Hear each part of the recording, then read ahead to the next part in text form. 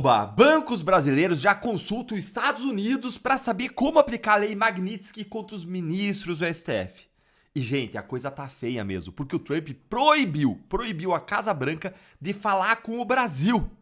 Boa tarde, ou quase boa noite, para vocês que estão aí extremamente animados, como eu, nesse sextou maravilhoso, magnífico. Opa, magnífico não, né? Nesse sextou Magnitsky. Pois é, gente, nesse nosso segundo encontro com Justiça do Dia, eu vou mostrar duas coisas para vocês.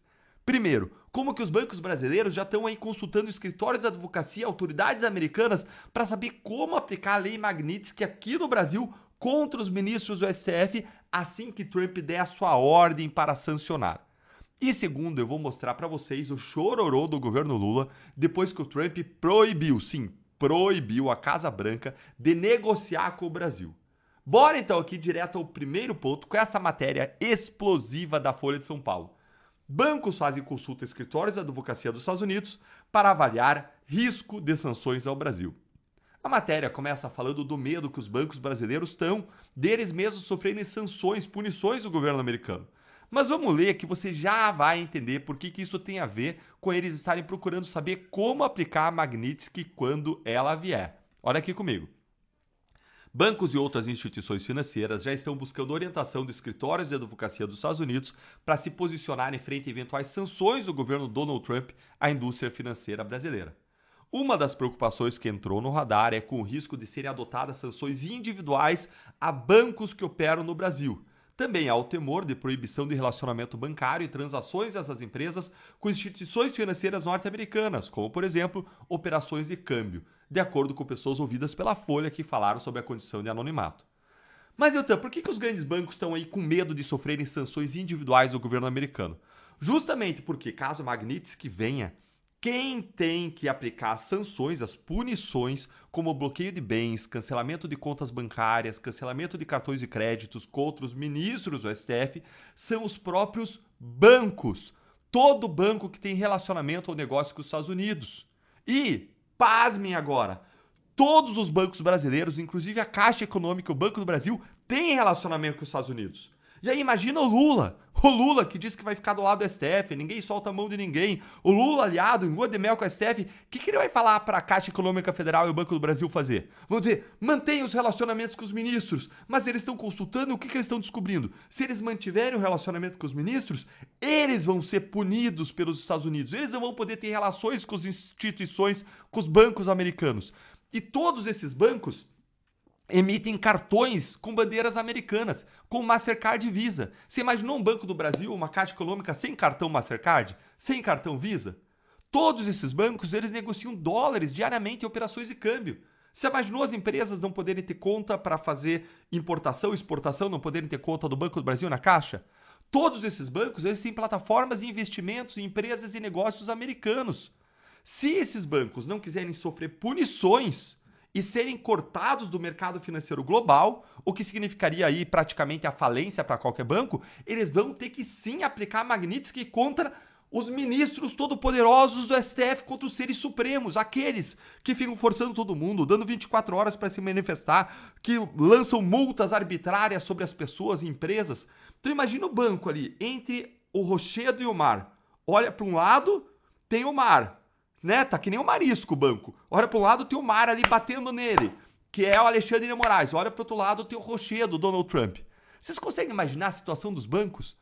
Entre encarar Moraes e encarar, de outro lado, risco de falência, perda de clientes, perda de contato com o sistema global? Gente, não tem jeito, meu irmão. Não vai ter como. Eles vão ter que aplicar a lei Magnitsky em todo mundo, em todos os ministros. Ou é isso, ou é falência, ou é isolamento do sistema financeiro global, perda de clientes e todas as decorrências daí. Agora, bora aqui para o segundo ponto, porque Lula e o seu desgoverno estão ficando desesperados com o prazo do tarifaço que está chegando aí, 1º de agosto, porque as negociações estão totalmente travadas e o Donald Trump proibiu que a Casa Branca conversasse com o Brasil. Olha isso aqui comigo. O Brasil, o presidente Lula ontem externou o que está nos bastidores, né? Que o Trump não quer negociar. O governo brasileiro está até conseguindo algumas negociações ali no plano da diplomacia. O vice-presidente Geraldo Alckmin admitiu ontem que conversou, revelou, né, que conversou no sábado passado com o Howard Lutnick, que é o secretário de Comércio, a contraparte dele lá nos Estados Unidos. Conversaram por 50 minutos, mas o que a gente apurou é que, no final, todo mundo sabe que está tudo centralizado na Casa Branca, em Donald Trump, e, por enquanto, o presidente dos Estados Unidos não está autorizando a reabertura das negociações. Gente, isso não é normal. Normalmente essas questões tarifárias estão ali no Tesouro Americano ou estão ali em outras autoridades, embaixadores que podem conversar, mas o Trump está centralizando por quê? Porque ele levou para o lado pessoal. Também o Lula provoca ele de assim, xinga, reclama, fala que o Trump está atacando o Brasil, blá, blá, blá. Claro que ele vai centralizar, ele não está.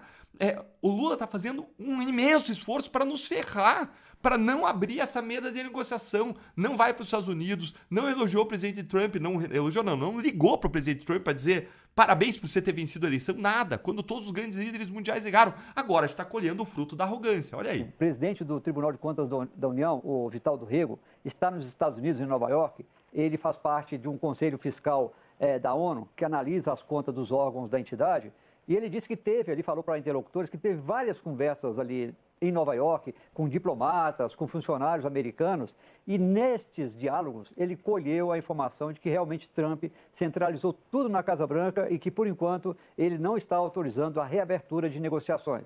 Isso é muito ruim, segundo Vital do Rego disse a aliados ali em Nova York, péssimo. E avisou o governo brasileiro, porque mostra que está tendo um certo receio dos funcionários americanos de fazer qualquer negociação, porque eles sabem que Donald Trump está refratário a reabrir essas conversas.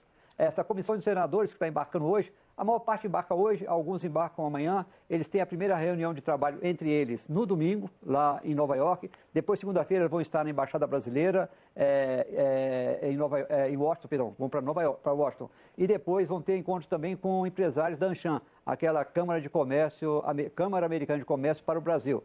E na terça-feira aí eles têm reuniões no Capitólio, é o Congresso de lá, com os senadores e deputados dos Estados Unidos. Ou seja, nada com o presidente Trump, nada com a Casa Branca. Até quando o governo brasileiro vai continuar provocando os Estados Unidos como se não houvesse amanhã? Até quando eles vão lidar de forma irresponsável com essa crise? Até quando vão continuar enterrando a cabeça na terra como uma avestruz? Me conta aí nos comentários.